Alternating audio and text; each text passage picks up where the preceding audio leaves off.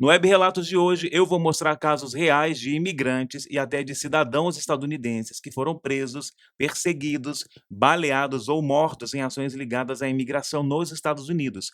Eu vou mostrar o que essas pessoas, as suas famílias, seus amigos, advogados e comunidades disseram que viveram e testemunharam, mas eu também vou mostrar o outro lado. O que o ICE, o que o Departamento de Segurança Interna e o que o governo dos Estados Unidos disseram sobre esses casos.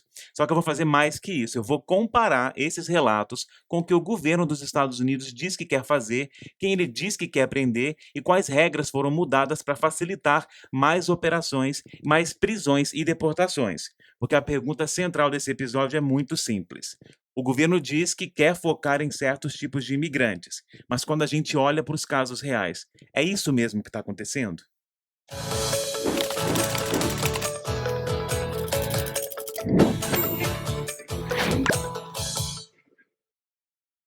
Olá pessoal, eu espero que esteja tudo muito bem com vocês. Sejam muito bem-vindos a mais um Web Relatos aqui no canal Imigrante Web, um episódio em vídeo, mas também em áudio aqui no podcast do canal, mas também em um episódio de áudio no podcast Imigrante Web no Spotify.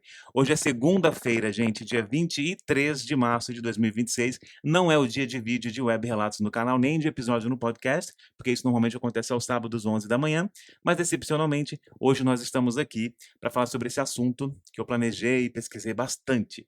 Antes de eu começar o conteúdo, eu quero te pedir para curtir esse vídeo, se inscrever nesse canal, comentar o que você acha sobre esse assunto, porque eu acredito que vai render, porque tem muitos detalhes aqui, e que você compartilhe esse vídeo e esse canal com pessoas que você sabe que gostam de falar sobre esses assuntos, sobre imigração, sobre imigrantes, regras de entradas e saída pelo mundo afora, porque o canal tem esse propósito, tá? O Web Relatos, então, é esse programa onde eu trago relatos, então eu vou contar hoje alguns relatos e fazer essas comparações que eu falei sobre o que o governo dos Estados Unidos fala, mas o projeto desse programa é que você me envie o seu relato sobre a sua experiência morando fora, como imigrante ou visitando o exterior, enviando um e-mail para o imigranteweb@gmail.com. Isso vai me ajudar bastante. Antes de eu continuar, deixa eu fazer minha audiodescrição para as pessoas que não podem ver. O meu nome é Douglas, eu sou um homem branco com 1,76 de altura. Hoje eu estou usando uma camiseta preta de gola V rasa, um colar que tem uma pedra roxa na vertical e um boné todo preto. Agora eu estou usando um microfone de Madonna, que é aquele microfone que as pessoas prendem na cabeça e vem tipo uma mangueirinha com a ponta do microfone perto da boca.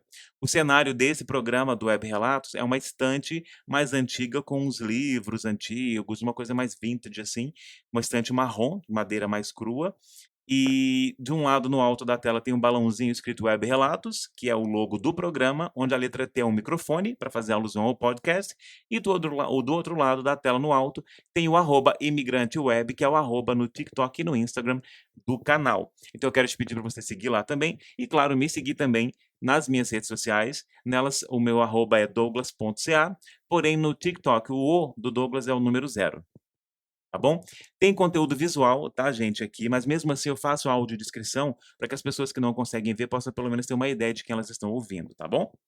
Então, gente, pois é, segunda-feira, né, dia de vir aqui para poder falar sobre sobre esses relatos.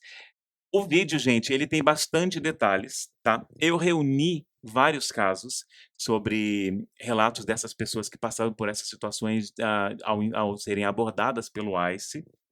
Mas, antes de eu entrar nos casos, eu preciso te mostrar de forma bem simples o que mudou, tá. Então eu vou falar primeiro sobre o que o governo dos Estados Unidos tem como procedimento. Porque o propósito desse vídeo vai ser isso, a gente comparar o que o governo diz que tem como regras, né, o governo dos Estados Unidos diz que tem como regras, como procedimentos, quem são quem é o alvo, né, quem são as pessoas que são alvo do governo para essas operações do ICE para prisão e deportação. E aí comparar isso com o que acontece na vida real, digamos assim, tá. Então, para começar, gente, deixa eu só deixar aqui no lugar certinho. Olha só, no dia 20 de janeiro de 2025, o presidente dos Estados Unidos, Donald Trump, assinou uma ordem executiva chamada Protecting the American People Against Invasion, que seria protegendo as pessoas estadunidenses, né, de invasão. E ordem executiva é uma ordem oficial do presidente para mudar a forma como o governo federal vai agir. Nessa ordem, a Casa Branca disse que o governo dos Estados Unidos passaria a aplicar com mais força as leis de imigração contra pessoas que, pela lei estadunidense, podem ser impedidas de entrar ou podem ser retiradas do país.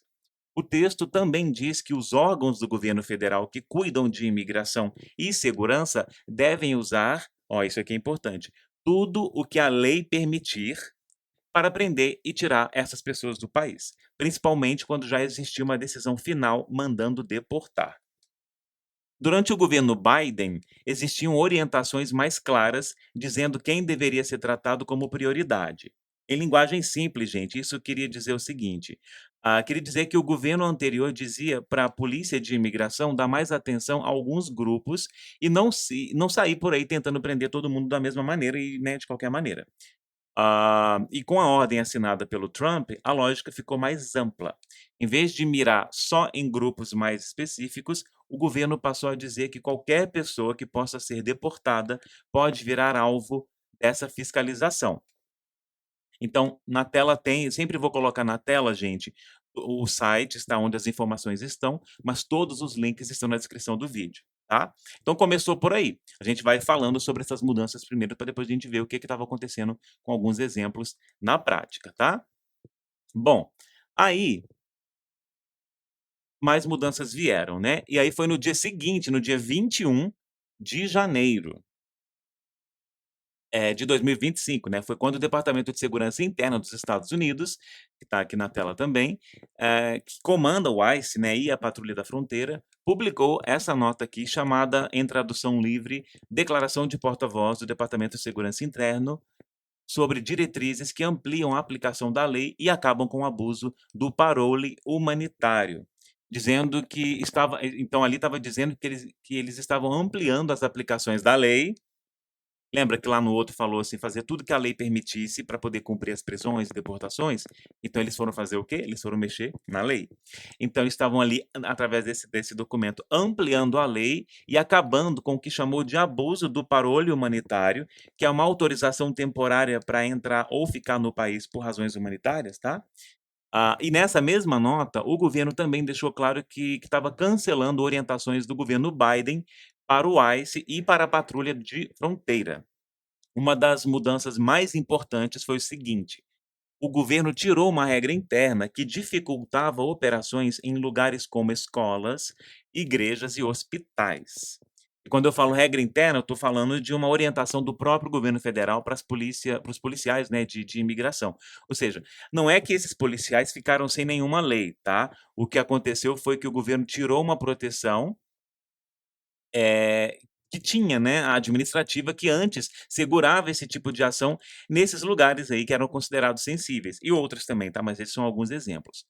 O próprio ICE, gente, mantém hoje uma página sobre esse tema, cujo link também está na descrição do vídeo, tá, gente? Deixa eu só ver se eu não coloquei aqui também para vocês, espera aí. Não, tá aqui também. Mas o link tá na descrição do vídeo também, tá, gente? E organizações da área migratória explicam que a política anterior foi revogada.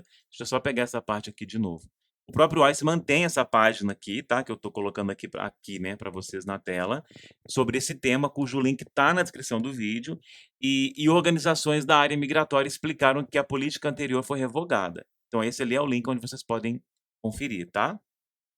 Bom, aí deixa eu só trocar aqui para vocês mais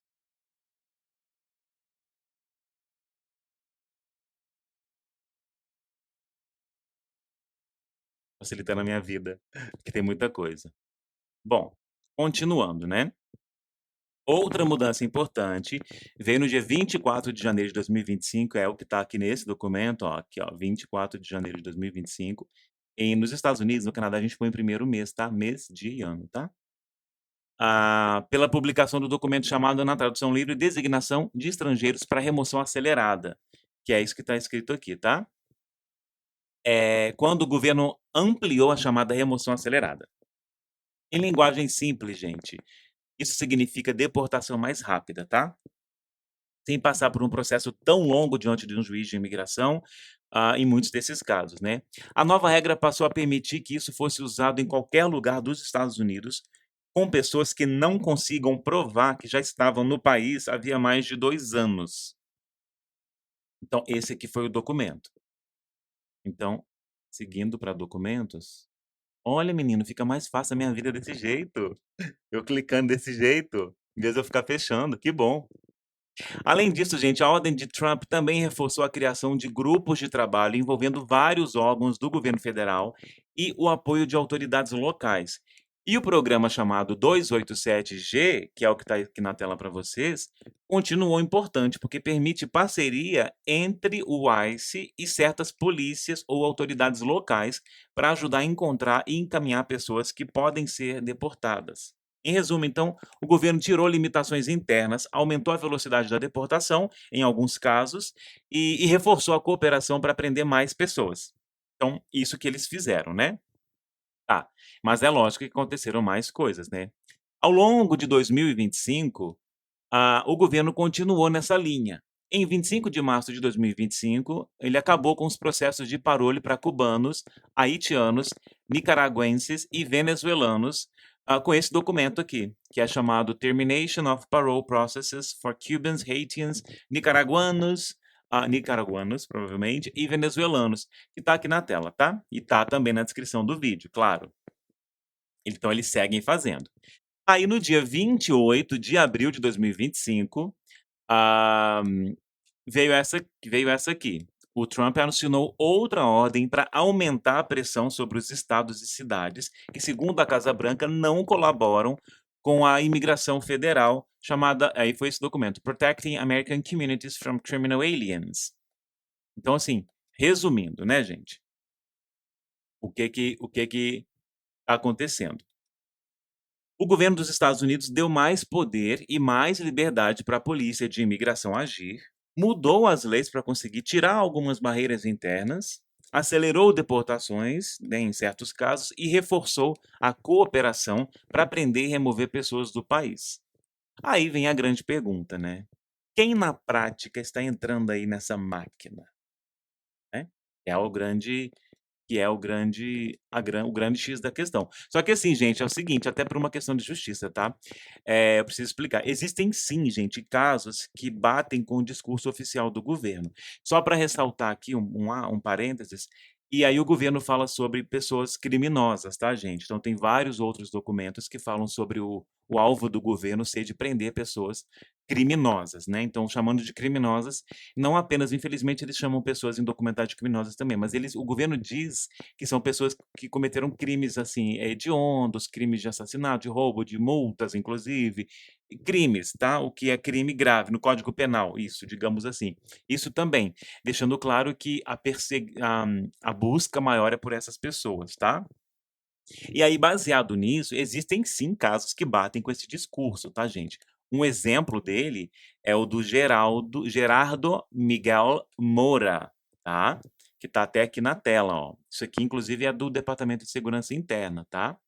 Segundo o comunicado publicado pelo Departamento de Segurança Interna, dos Estados Unidos, em 2 de fevereiro, é esse mesmo, de 2026, o ICE prendeu Gerardo Miguel Moura, que apresentou o caso como apresentou, né, eles apresentaram esse caso como exemplo de estrangeiro em situação irregular com histórico criminal pesado, incluindo acusações de estrangulamento, estupro, agressão sexual e crimes relacionados a drogas. E esse é exatamente o tipo de caso que o governo usa para defender essa política mais dura. Então, assim, o ponto não é dizer que o governo não pegou ninguém que se encaixe nesse perfil, tá, gente? Pegou sim. O problema é outro. Quando a gente olha para muitos dos outros casos, que mais chocaram, assim, a população, aparecem crianças, pais com filhos pequenos, pessoas no meio de processos migratórios legais, gente sem condenação criminal, né, pelo menos condenação grave, e até cidadãos estadunidenses, tá, gente? E segundo a matéria publicada pela Reuters no dia 27 de fevereiro de 2026, uma parte cada vez maior das pessoas detidas pelo ICE não tinha condenação criminal nem acusação criminal pendente, além da questão imigratória, tá? E é aí que a controvérsia começa, né? Então, aqui nesse documento, gente, do Departamento de Segurança Interna, vai explicar que esse cara preenchia o que eles têm como objetivo e procedimento e como alvo, tá? Por isso que eu falei antes de mostrar essa imagem e esse documento, que também está na descrição do vídeo, o link, porque eles deixam bem claro que essas são as pessoas que eles querem pegar. Beleza, então agora a gente já entendeu o que que eles querem fazer, quais são as pessoas que eles estão dizendo que eles querem pegar. Pois é, só que aí a gente começa a reunir alguns casos, tá? A gente começa, por exemplo, como o caso do Lian Conero Ramos. Vocês provavelmente viram essa imagem desse menininho por aí. Deixa eu ver se tem mais aqui, eu nem tinha olhado. É porque tem uma imagem mais famosa dele, né? E aí ele em pé com esse chapéuzinho sendo detido pelo ICE.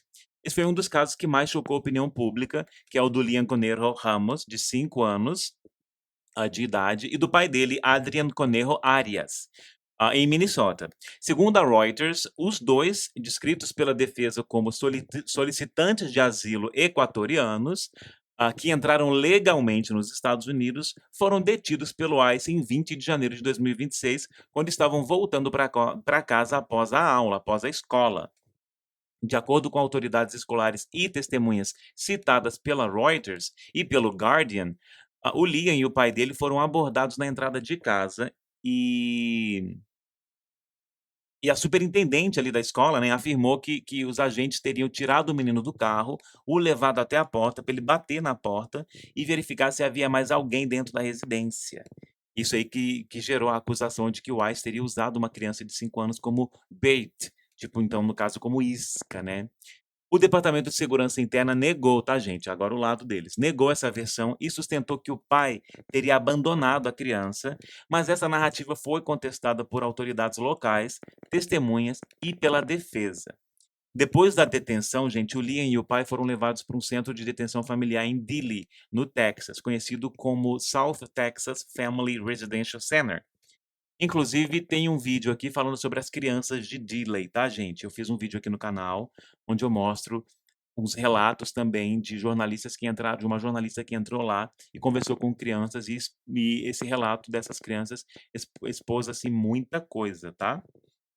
Segundo a Reuters, eles ficaram ali por cerca de 10 dias, até que em 31 de janeiro de 2026, um juiz federal ordenou a libertação dos dois, criticando duramente a operação e dizendo que o caso tinha origem numa busca mal conduzida por metas de deportação, abre aspas, mesmo que isso traumatize crianças, fecha aspas. Após a decisão do juiz, o Liam e o pai voltaram para Minnesota, mas o caso não terminou aí, gente. Poucos dias depois, a Reuters informou que o governo ainda tentou dar continuidade no processo de deportação do menino, o que aumentou ainda mais a revolta pública, né, gente? Foi justamente essa sequência, né? Prisão de uma criança pequena, transferência para o Texas, quase 10 dias de detenção e tentativa posterior de deportação, que transformou o Liam num símbolo nacional desse debate. Inclusive, gente, na semana que vem, o episódio do Web Relatos que vai sair no sábado mesmo, tá, gente? Certinho, sábado, 11 da manhã, vai ser sobre o Liam Ramos, tá? Eu vou mostrar todas as informações disponíveis, tanto do lado dele, né, e da sua família, assim como eu tô fazendo nesse vídeo, com todos esses casos, como o lado do governo dos Estados Unidos, tá? Porém, de maneira mais completa, vai ser um vídeo, um Web Relatos, com o relato do Liam, tá? Então a gente vai ter lá todos os detalhes e aí tudo que tiver já recente sobre isso também, para eu poder trazer. Pois é, né, gente, o caso dele girou aí o mundo todo, e a foto dele também ficou a foto mais famosa. No vídeo que eu vou fazer para a semana que vem, a gente vai ter mais informações sobre ele. Então é isso, né, uma criança presa, parece que eles estavam buscando por outras pessoas, não tinha nada a ver com eles, e realmente as testemunhas dizem que eles usaram o menino como isca para tentar pegar mais pessoas. Então tem a cena de um menino detido, tudo isso mexeu muito, porque se, de acordo com o que as pessoas estão contestando, se o alvo é prender, criminosos, aí é onde não está batendo muito com o que aconteceu no caso do Liam, né. Por isso que a gente trouxe aqui à tona e por isso que está no nosso texto. Então, gente, segundo a matéria publicada pela Reuters, que é um outro caso agora, e fala muito sobre famílias, né, que passaram a viver com medo, presas dentro de casa e etcétera. Segundo essa matéria do dia 14 de março de 2026, aqui na foto inclusive está mostrando o Alex Pretty aqui, tá, gente, que daqui a pouco eu falo sobre ele também, que é um cidadão estadunidense que foi morto pelo ICE, tá? E que foi lá na região. Deixa eu ver se tem uma outra foto aqui. Ah, e tem também aqui da Renee Good, que eu também vou falar. Então, segundo essa matéria, a Minneapolis ainda está sofrendo os efeitos da chamada Operação Metro Surge. A reportagem ouviu moradores, médicos, professores, advogados e o prefeito, e descreveu uma cidade em que muitas famílias imigrantes continuavam com medo de sair de casa, tá? Segundo essa mesma matéria da Reuters, pais deixaram de levar os filhos ao médico, muita gente deixou de ir para o trabalho, crianças faltaram à escola e até hospital pediátrico estava reportando, relatando faltas muito acima do normal, tá, gente? Inclusive, de crianças com problemas graves de saúde. Os pais tinham medo de circular, né, de ir para a rua. A reportagem também fala, em prejuízo econômico, né, um prejuízo enorme para a cidade. E esse ponto é muito importante, gente, porque mostra uma coisa que nem sempre aparece nas manchetes. Não é só quem é preso que sofre. Tem também a família que fica trancada em casa, a mãe que não leva o filho para o médico, o pai que não vai trabalhar e a criança que desaparece, da escola, né. E isso também é consequência da política, né, gente, dessa política aí de imigração. Eu gravei um vídeo, gente, deixa eu ver se tá aqui para vocês. Esse aqui, ótimo. Tá baseado numa matéria da NBC News, que é sobre uma outra família nessa situação em Minneapolis também, que ficava só presa dentro de casa, tá, gente? A matéria tá toda aqui. Foi tudo baseado nisso daqui, tá? Essas imagens, inclusive, ó, tudo baseado nisso daqui. E esse vídeo, inclusive, gente, ele tá aqui, ó. Tem o link na descrição do vídeo, tá? Desse vídeo. E aqui, ó, esse seria esse aqui, ó, que tá debaixo da mãozinha aqui, ó. Tá até com 3.800 views? Que bom, né? A família que vive escondida por medo do ICE. É esse vídeo aqui, ó, tá? Quando eu paro em cima, ele começa a passar, ó. O link tá na descrição do vídeo, vocês podem ir lá, inclusive isso me ajuda bastante, tá? E é um vídeo que explica aí o que que tá acontecendo, o que que é esse medo, tá? E lá realmente tem esse relato, tem coisas chocantes até a respeito, dessa família, de membros da família que são cidadãos estadunidenses, tá, gente? Mas aí, gente, um outro caso, muito forte foi o de Elvis, deixa eu botar aqui num lugar melhor isso aqui. Ah, Elvis Joel T, também em Minnesota, tá? Segundo o Guardian, que é esse aqui desse link, ele foi preso em 22 de janeiro de 2026, junto com a filha de apenas 2 anos, durante uma ofensiva migratória conhecido como essa mesma, tá? Operation Metro Surge. A reportagem disse, que agentes do ICE abordaram o carro dele, sem mandado, né, quebraram o vidro do veículo enquanto a criança ainda estava dentro e impediram que ele entregasse a menina para familiares que estavam por perto. O pai e a filha acabaram sendo levados para o Texas, mesmo depois de uma ordem judicial determinar que a criança não fosse retirada de Minnesota. O impacto humano desse caso foi muito pesado.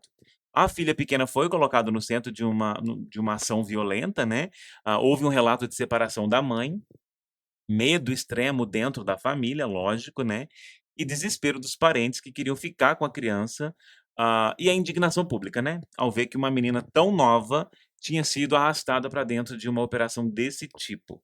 O próprio caso, gente, virou símbolo do trauma causado por essas ações. Não era só uma discussão jurídica sobre status migratório, mas uma situação que envolvia uma criança pequena, uma família em pânico, uso de força e transferência para outro estado, o que também dificultava a defesa jurídica e contato com a rede de apoio. Segundo o Guardian, nessa matéria, a filha de Elvis foi libertada no dia seguinte, mas ele continuou preso por 50 dias. Em 13 de março de 2026, uma juíza federal ordenou a libertação dele e concluiu que a detenção tinha sido ilegal, afirmando que não havia base legal para mantê-lo preso. A decisão também destacou que ele era um solicitante de asilo no Equador, do Equador, com parole humanitário e que, por isso, não se enquadrava na detenção obrigatória da forma como o governo estava alegando. E é aí que esse caso fica ainda mais importante. No começo, o governo apresentou Elvis como apenas mais um imigrante em situação irregular. Segundo a cobertura do Guardian, o Departamento de Segurança Interna alegou que ele havia reentrado ilegalmente no país e que a atuação dos agentes tinha sido legal. Depois, já diante da ordem de soltura, o ICE ainda sustentou que a prisão era legítima e chegou a atacar a decisão judicial, chamando a juíza de ativista. Só que quando o caso foi examinado com mais atenção pela justiça, apareceu uma realidade bem mais complexa. Havia um fundamento legal para ele continuar no país e a própria detenção foi considerada ilegal. Eita, ou seja, o cara foi preso errado, né? Esse caso ele mostra uma coisa muito importante, né, a versão inicial do governo muitas vezes simplifica demais a história da pessoa. E quando se olha mais de perto, aí começam a aparecer não só as falhas legais, mas também o tamanho do estrago humano, né. Porque aí tem uma criança traumatizada, uma família abalada, uma separação forçada, semanas de prisão sem base legal nenhuma e uma comunidade inteira revoltada com o que viu, né, gente. Então esse caso é o caso do Elvis, gente. E tem mais, né, tem mais casos. A gente vai falando sobre os casos para a gente poder pensar aí nas coisas que eles falaram que eles estavam fazendo, né, qual que é o objetivo deles e tal. E aí você vai aí na sua cabeça também pensando se faz sentido ou não, fica à vontade, tá, gente? Bom, segundo a matéria também publicada pela Reuters em 15 de março de 2026, Mohamed Nazir Paktiawala acertei. Afegão de 41 anos que tinha trabalhado ao lado das forças dos Estados Unidos no Afeganistão, aguardava a decisão sobre asilo. Ele morreu, gente, menos de 24 horas depois de ter sido preso no Texas pelo ICE, tá? Uhum. Segundo essa mesma reportagem, que tá aqui, gente, na tela e na descrição do vídeo, a organização Afghanivac disse que ele foi detido quando levava os filhos para a escola. O ICE respondeu, dizendo que ele teve uma emergência médica e morreu depois que a equipe percebeu um inchaço na língua durante o café da manhã. Oxi. Bom, segundo a Reuters, ele era o principal provedor da família, vivia na região de Dallas com a esposa e os filhos, incluindo uma criança muito pequena, e estava tentando reconstruir a vida depois de ter deixado o Afeganistão com a família após a retirada dos Estados Unidos do país em 2021. Só que esse caso, gente, caiu como uma bomba, porque segundo a própria Reuters, ele já era a 12ª pessoa a morrer, na custódia, né, do ICE, sob custódia do ICE, em 2026 até aquele momento. O impacto humano, mais uma vez, é enorme, né, gente, porque aqui não se trata, né, apenas de papel, né, de papelada, visto ou processo. Aí já é diferente, a gente já está falando da história de um homem que ajudou os Estados Unidos em guerra. Engraçado, ele é afegão, né, ele estava no Afeganistão ajudando os Estados Unidos, do lado dos Estados Unidos. Bom, ele fugiu com a família, tentou pedir proteção do país para o qual ele serviu, né, ele ajudou ali na guerra, e morreu menos de um dia depois de entrar na custódia da polícia de imigração.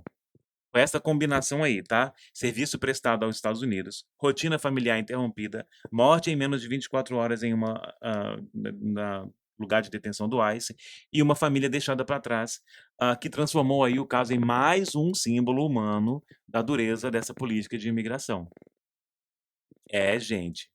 E aí, então, nesse caso, o cara é imigrante, só que ele serviu, né? Ajudou os Estados Unidos ali na guerra. Então, para isso ele serviu. É. E aí tem todo esse aumento, né, gente, das mortes mesmo, assim.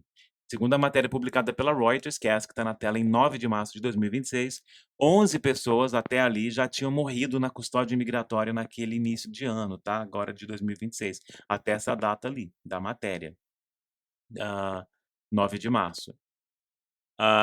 Poucos dias depois, com o caso desse afegão que eu falei agora, o Pact Owl, esse número subiu para pelo menos 12. A mesma cobertura também mostrou que em 2025, o ano terminou com 31 mortes, o maior número em décadas. Segundo a Reuters, ah, um dos casos citados é o de Geraldo Lunas Campos.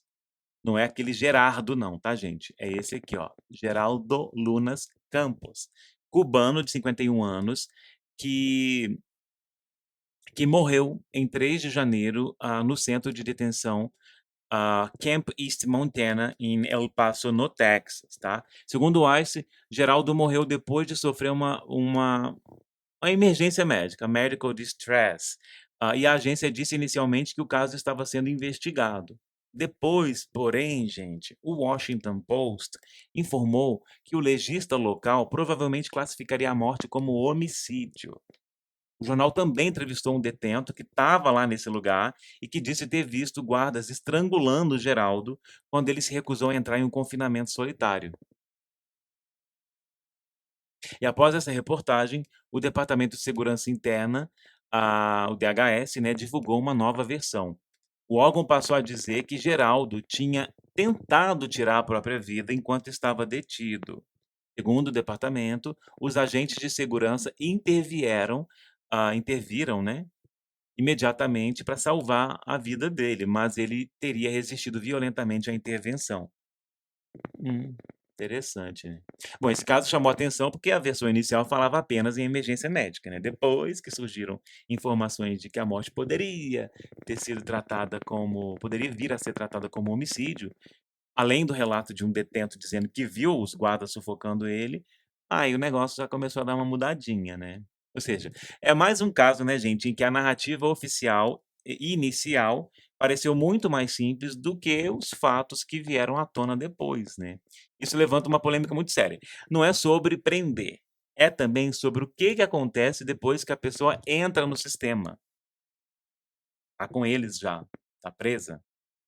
Quando aumentam as mortes e quando algumas versões oficiais passam a ser desafiadas, né, por laudos, vídeos, decisões judiciais, a narrativa de tudo isso é só aplicação firme da lei começa a ficar muito mais difícil de sustentar, né. Então essa narrativa de que isso tudo é aplicação da lei, é o pulso firme dos Estados Unidos, isso tudo começa a ficar um pouco mais difícil de se manter, de convencer a população, né, gente. E aí, né, gente, a gente falou até então de pessoas, estrangeiras, né. Só que agora a gente vai ter alguns casos que nem são sobre estrangeiros apenas, tá. Eu vou entrar numa das partes mais fortes desse episódio, que são os casos de cidadãos estadunidenses mortos em ações ligadas à imigração.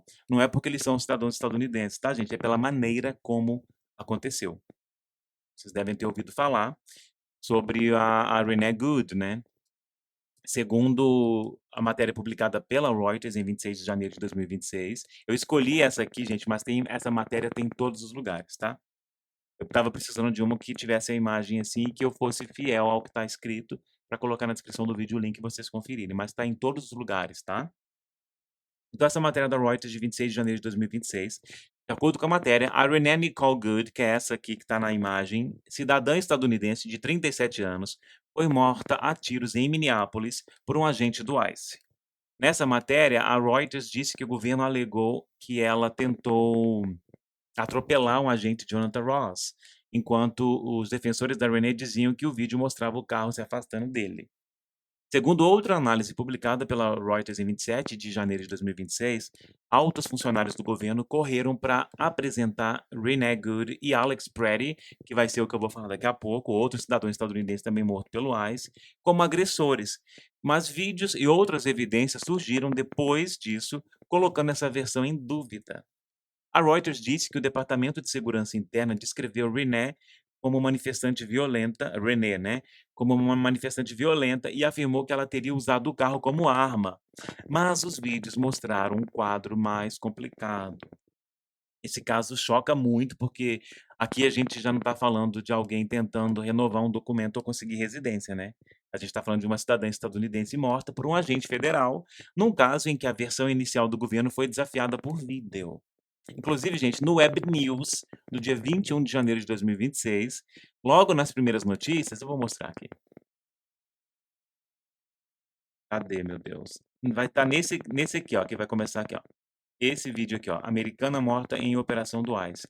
Nesse vídeo aqui, tá, gente, eu mostrei bastante detalhes, inclusive as análises frame por frame do movimento do carro dela, tá, tipo assim, cena por cena, tá, que foi feita pelo The New York Times.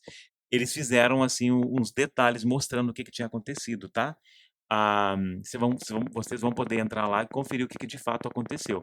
Então aqui vai ter passo a passo, assim, do movimento do carro, de onde estava tudo, então corram lá para poder conferir, vai valer a pena, tá, para vocês entenderem o que aconteceu. E o link dele também tá na descrição do vídeo para vocês, tá. É, gente, então eu mencionei um pouco aqui do Alex Pretty, que foi outra vítima aí, né, dessas ações, também cidadão estadunidense. Pois é, segundo essa matéria também da Reuters, mas novamente está em todos os lugares, é porque aqui tinha uma foto melhor dele para eu mostrar. A matéria do dia 24 de janeiro de 2026, vocês viram que questão de 3 dias depois, né, é bem pouquinho. O Alex Pretty, cidadão estadunidense de 37 anos, inclusive, se eu não me engano, ele era enfermeiro de UTI, tá? Ele então, com 37 anos, foi morto em Minneapolis.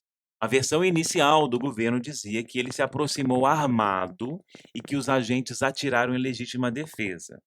Só que, segundo matérias publicadas pela Reuters em 24 e 28 de janeiro de 2026, vídeos que eu também já vi, tá? Todos os vídeos, mostraram Pretty, né, o Alex Pretty, com um celular na mão, não com uma arma apontada no momento em que ele tentava ajudar pessoas que estavam sendo empurradas pelos agentes. Só que assim, gente, ele tinha uma arma, tá? Porque eu não lembro se tá isso aqui no texto, que estava nas costas dele antes. Ele nunca tocou nessa arma. Quem tocou nessa arma tem os vídeos, tá? Os agentes, quando estavam prendendo ele ali, retiraram essa arma dele e tiraram dele, tá? A partir daí, no momento de maior violência, inclusive que eles atiram nele na frente de todo mundo, ele não estava com a arma na mão, tá? Ele tinha o celular realmente na mão.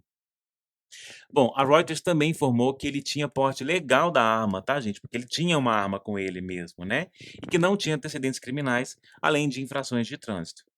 Segundo a matéria publicada pela Reuters no dia 30 de janeiro, porque aí mais para frente veio mais matéria da Reuters, o Departamento de Justiça abriu investigação de direitos civis sobre a morte dele. Esse caso mostra de novo, né, gente, a mesma coisa. A primeira versão oficial não basta. Em vários desses episódios, é só depois que aparece vídeo, revisão interna ou investigação que a história começa a ficar mais clara e mudar, inclusive, as versões, né? Eu também falei sobre o caso dele no Web News, tá, gente? Mas foi na semana depois do caso da Renee Good. Da Renee Good, você viu, foi rapidinho, já tinha outro, né? E o Web News, ele acontecia toda semana. Agora ele tá acontecendo uma vez por mês, no inicinho do mês, onde eu falo sobre as notícias relacionadas a visto, imigração, vida de imigrante, etc., do mundo todo. Ah, que aconteceram no mês anterior. Então agora tá assim. Então agora no início de abril eu vou fazer o programa Web News falando sobre todas as principais notícias sobre esses assuntos que aconteceram no mês de março. Mas antes, nessa época, era semanal, tá? Eu entrava ao vivo, inclusive. Eu vou mostrar. É o vídeo que tá aqui, ó. Cadê? Aqui, ó. É esse aqui. Para vocês verem, olha só. Esses são os vídeos. Aqui tá o dele, ó, onde vai começar na hora que eu paro em cima. Aparece ali para vocês, né? E aqui embaixo tem o da Renee Good, olha para vocês verem. Ou seja, esse aqui foi um Web News de uma semana, e esse daqui foi o Web News da outra. Para vocês verem como que foi num curtíssimo espaço de tempo. Aí vocês vão poder ver, o vídeo não é só sobre isso, tá? É uma das notícias, tá, gente? Em ambos os vídeos, o do onde tem a Renee Good e esse que tem o Alex, são vídeos que tem notícias, e as primeiras são sobre esses casos, tá? Então, só para vocês não irem lá achando que é só sobre isso. Aí vocês vão lá, deem um apoio, curtam o vídeo, comentam, falam o que vocês acham, inclusive aqui também. Isso me ajuda muito, tá? Inclusive, deixa eu lembrar vocês aqui de me seguirem nas redes sociais, seguirem também as redes do canal, claro, porque eu coloco umas coisas lá, fico repostando algumas coisas engraçadas também. E não tem graça nenhuma nesse momento, né, mas só para falar que lá vai ter isso, esse tipo de coisa. E também para você seguir o podcast Imigrante Web no Spotify. Não esquecer de avaliar lá também, tá, gente? Seguir e avaliar, porque isso me ajuda muito, muito, muito. E aí um outro caso, gente, que aconteceu, foi o caso do Chong Litao, que foi arrastado, né, pra neve quase sem roupa, tá? Cidadão estadunidense, tá? Não foi morto não, tá, gente? Esse aqui não foi morto. Inclusive dele tem vídeo também, tá? Segundo a matéria publicada pela Reuters no dia 20 de janeiro de 2026, ele, Chong Litao, cidadão estadunidense naturalizado, teve a porta de casa arrombada por policiais do ICE em Minnesota. A reportagem diz que eles entraram armados e algemaram, né, o Chong e o levaram para fora, né, na neve, porque é inverno rigoroso e tal, usando praticamente só os shorts dele e as Crocs. E aí jogou esse pano em cima dele. Depois ele foi levado e devolvido sem explicação e sem pedidos de desculpa. Foi isso que aconteceu. Tem vídeo, tá, gente? Eu já vi o vídeo, inclusive. Segundo a mesma matéria, a família descreveu a situação como degradante e traumática. Já o governo disse que os policiais do ICE estavam procurando 2 condenados por crimes sexuais.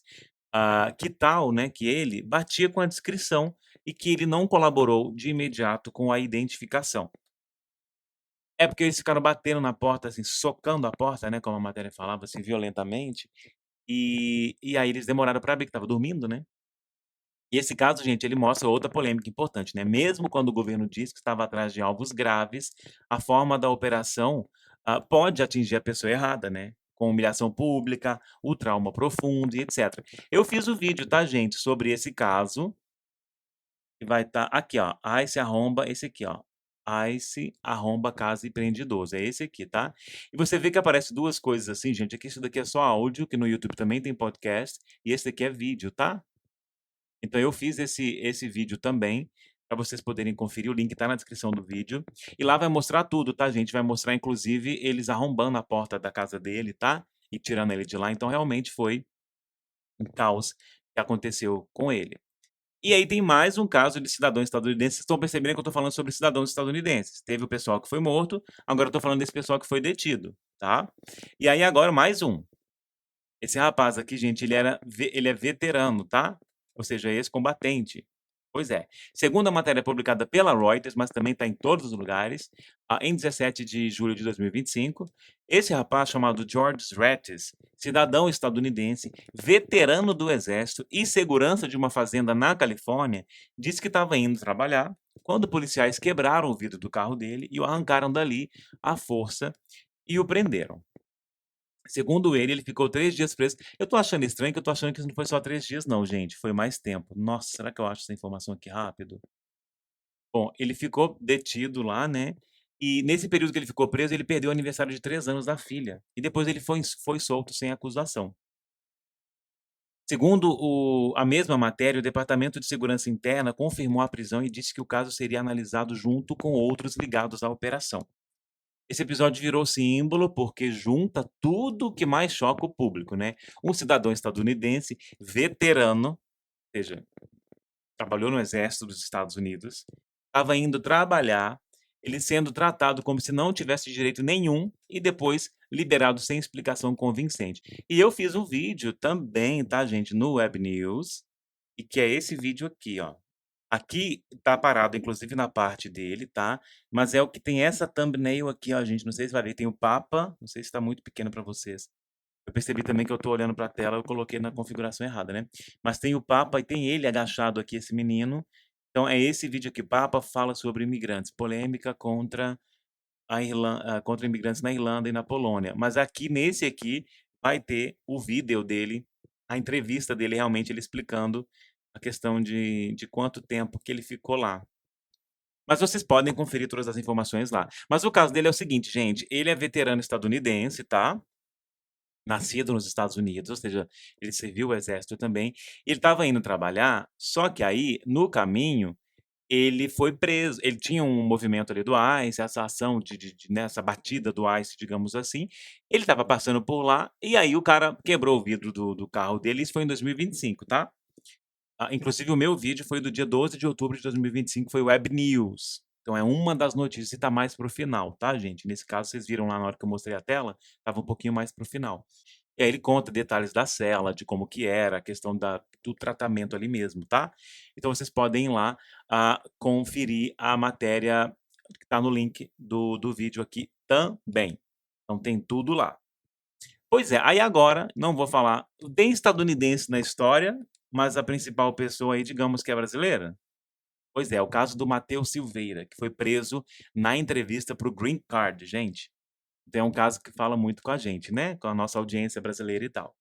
Segundo a matéria, publicada pela Newsweek, e segundo a entrevista da esposa, né, à CNN, o brasileiro Matheus de Paula Silveira foi detido durante a etapa final foi preso durante a etapa final da entrevista para conseguir o Green Card, ou seja, a residência permanente nos Estados Unidos. Segundo a declaração do governo, reproduzida pela Newsweek, ele teria ficado além do prazo do visto de estudante, tinha uma prisão anterior ligada a dirigir sob o efeito de álcool E o governo deixou claro que um pedido de green card pendente sozinho não cria status legal. Então, tipo assim, se você tem um pedido de status de green card em andamento, isso não regulariza a sua situação, de acordo com o que o governo disse nesse caso. A família ficou surpresa, né, e para muita gente aquilo pareceu uma armadilha, né, porque assim, eles chamaram ele para fazer a entrevista do green card, e lá ele foi detido. Esse caso resume bem uma polêmica importante, né, gente. Muita gente acha que estar em processo já protege a pessoa, mas o governo responde através desse caso que não. E na prática, essa diferença entre o que a família espera e o que a lei permite pode destruir a vida da pessoa do mesmo jeito, né. "Ah, não vai dar certo, não sei o quê", mas se não cuidar dos outros detalhes pode dar problema. Eu também falei sobre esse caso, tá, gente, no Web News, mas foi no último Web News, então, que foi ao ar no dia 4 de março, onde eu falei sobre as notícias de fevereiro, na verdade metade de fevereiro, porque foi no meio de fevereiro que eu mudei a maneira do programa, mas vocês podem ir lá e conferir. E realmente inclusive, gente, tem mais detalhes, tá, eles vieram morar no Rio de Janeiro, ele ficou detido desde novembro, se eu não me engano, e ele chegou em fevereiro, tá. Então aqui é ele com a esposa dele, ele é casado com uma cidadã estadunidense, por isso que fala sobre a esposa, e ela é veterana, tá, gente. Ela também serviu o exército dos Estados Unidos, e o marido dela foi detido pelo ICE e foi deportado. Aqui é a foto do casamento deles, vocês vão poder conferir esses detalhes aí sobre essa matéria também na descrição do vídeo. Pois é, né, gente. E aí talvez a parte mais importante de todo esse episódio seja essa. Não é sobre quem foi preso, é também sobre como essas histórias são contadas para o público, né. Segundo a análise publicada pela Reuters em 27 de janeiro de 2026, em 6 encontros violentos, autoridades migratórias do governo deram versões iniciais que depois foram desafiadas por vídeos, foram contestadas, né, por documentos judiciais e outras provas. A agência falou claramente em um padrão de defesa rápida da ação, dos policiais antes de todos os fatos aparecerem. Então, de imediato, eles se pronunciam dizendo: "Ah, é legítima defesa, não sei o quê", antes de todos os fatos aparecerem. Segundo a Reuters, o caso de Alex Pretty, que foi esse enfermeiro que foi morto pelo agente do ICE, a narrativa inicial falava de um homem armado e ameaçador. Depois, os vídeos mostraram ele com o celular na mão no momento crítico. Ele nunca chegou a pegar na arma dele, né. No caso da Renee Good, essa mulher que estava no carro, o governo falou em carro usado como arma, mas os vídeos levantaram dúvidas importantes sobre essa versão. Em outro caso citado pela agência, policiais perseguiram o carro errado, que eu não falei aqui, tá? Mas em um outro caso, os policiais seguiram o carro errado, ah, depois de terem errado a identificação da pessoa, tá? Isso ensina muita coisa, né, gente? E também coisas muito importantes. Tipo, a primeira versão oficial nem sempre é a história inteira, né? E às vezes não é nem a parte mais verdadeira dela, tá? Às vezes eles dão uma versão ali e nem é a parte principal do caso ali, da história ou do que está sendo contado. Aí agora eu vou juntar as 2 pontas, tá, gente? Governo e os casos. Quando o governo dos Estados Unidos tira regras internas que limitavam ações do ICE, amplia a deportação rápida, reforça a cooperação com outros órgãos e pressiona por mais prisões, ele está dizendo para a polícia de imigração e para o restante da máquina federal o seguinte: façam mais rápido e com menos freios. Só que isso, na vida real, cai em cima de pessoas concretas, em cima de pessoas reais. E é aí que aparecem Liam Conero Ramos, o menino de 5 anos que foi preso, Elvis Joel T., que foi preso com a menina, filha dele de 2 anos, Mohamed Paktiawa, que morreu depois de ter servido para o exército dos Estados Unidos, lá no é ele mesmo, né? É, lá no Afeganistão, esse afegão, em menos de 24 horas, ele morreu sob a custódia do ICE. O George Ratis, que é esse veterano que estava indo trabalhar na fazenda lá, e foi preso pelo ICE, ficou preso por vários dias e perdeu o aniversário da filha. O Chong Litao, que estava em casa, eles chegaram chutando a porta dele, batendo, arrombando a porta dele, ele arrastado para a neve. O Matheus Silveira, que foi esse último que a gente acabou de ver, brasileiro casado com uma cidadã estadunidense, que inclusive teve que escolher morar no Brasil, foram morar no Rio de Janeiro para ela poder continuar com o marido dela. A Renee Good, que é a cidadã estadunidense também de 37 anos, que foi morta ali com essa situação do carro. O Alex Pretty, que é a mesma situação, esse enfermeiro. e outros casos, né. Alguns eram imigrantes com situação frágil, outros estavam no meio de processos, outros eram cidadãos estadunidenses. Alguns tinham acusações, outros não tinham, mas juntos, esses casos mostram que essa máquina de fiscalização maior, aparentemente, não está atingindo só o estereótipo de, abre aspas, "criminoso, perigoso", fecha aspas, que aparece no discurso político. E é por isso que a controvérsia é tão grande hoje nos Estados Unidos. De um lado, o governo diz que está restaurando a lei e reestruturando também, né. Do outro, críticos dizem que ele está tirando os freios, acelerando deportações e aumentando o risco de erro, abuso, trauma e morte. Pois é. O que que você acha, gente?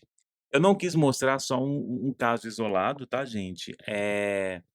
Eu quis mostrar vários casos, mas eu também não quis deixar só esse lado desses casos aparecerem. Eu coloquei tudo que o outro lado também falou, né, no caso do governo. Então, de um lado, o governo dos Estados Unidos diz que quer aplicar a lei, prender criminosos, cumprir ordens de deportação e usar tudo o que a lei permitir para fazer isso. Para chegar lá, ele tirou as limitações internas, ampliou a deportação rápida e reforçou a máquina de fiscalização migratória. Só que do outro lado, quando a gente olha para os relatos reais, aparecem crianças, pais com filhos pequenos, gente em processo migratório genuíno, famílias vivendo com medo, brasileiros presos em momentos de regularização, cidadãos estadunidenses detidos, cidadãos estadunidenses mortos e pessoas morrendo dentro da custódia aí do ICE. E é por isso que a pergunta desse episódio continua em aberto.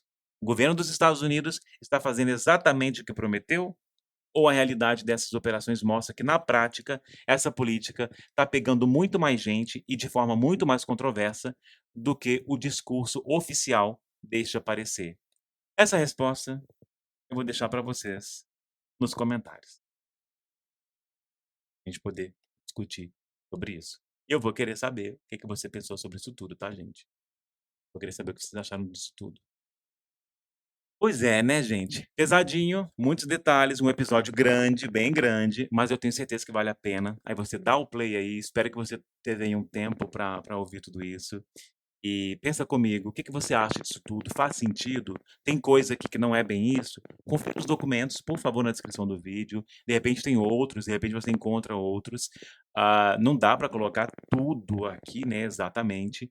E como os documentos, eles meio que passam as diretrizes que seriam os procedimentos do ICE, do governo dos Estados Unidos, então eu expliquei primeiro isso, e depois eu fui pegando os casos mais famosos, mais polêmicos que aconteceram, para comparar, mas por eu colocar na descrição do vídeo todos os links, eu te convido a fazer a mesma coisa, se você quiser, claro, para você tirar as suas próprias conclusões, tá bom? Gente, muito obrigado por vocês assistirem esse vídeo, por vocês ouvirem esse episódio no podcast Imigrante Web no Spotify, ou até mesmo o episódio em áudio que tem aqui no YouTube. Eu vou te pedir a sua curtida, eu vou te pedir o seu comentário sobre o que você achou, que você se inscreva no canal e que você compartilhe esse vídeo com mais pessoas que você sabe que tem interesse nesse assunto, porque isso me ajuda bastante, tá bom? Muito obrigado, gente. A gente se vê na semana que vem. Na verdade, nesse sábado, tá? 11 da manhã, horário normal, e vai ser o vídeo sobre o Liam Ramos, que é esse menininho de 5 anos. Até sábado, gente. Tchau.